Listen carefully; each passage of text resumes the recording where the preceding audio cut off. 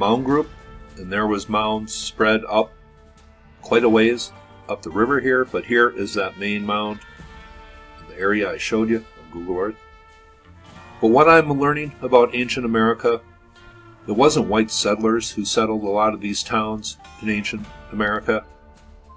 There was an initial great earthen mound from the mound builders, and that was the initial structure in a lot of these towns. I've talked about St. Louis, Pittsburgh, here's Detroit, Michigan. Now here's an article written a few years ago, and I will leave the link below. It says, what is the oldest human man-made structure in Detroit? Many people would say it's the Charles Trowbridge residence or possibly the James Smith log house.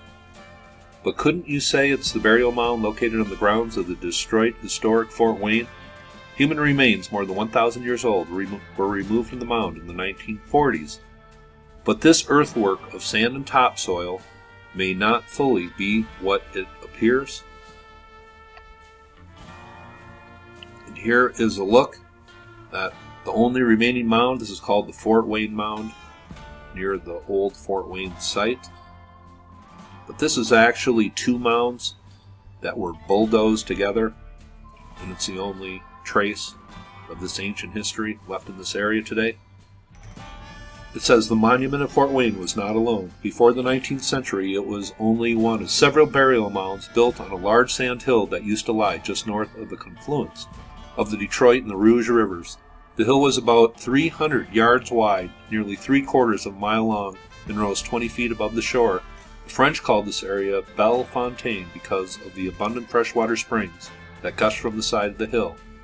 The British called it Spring Wells. The name was retained by the Americans when the area was incorporated as the Spring Wells Township in 1818.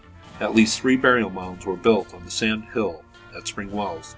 Farthest to the southwest was the Fort Wayne Mound. On the northeast end was the Copper Works Mound, so called because it was adjacent to a copper smelting operation. It says northwest of the Great Sand Hill was Carson's Mound, also called the Circular Mound.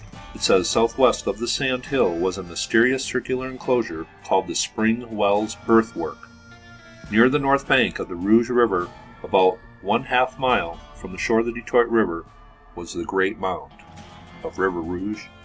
Here's a diagram of a massive circular earthwork located where Detroit is located now today, very near the mound site. This is just southwest of the mound site, and I am assuming it's on this, what is called Zug Island here. I think that is where it is located today.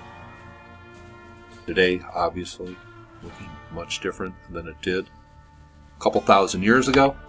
Pewabi pottery is a mixture of 2 styles of pottery. Europeans and the indigenous Ottawa, and Ojibwa people who are already in Detroit. The mixture of those 2 styles is Pewabi pottery. Stand next to Jamal.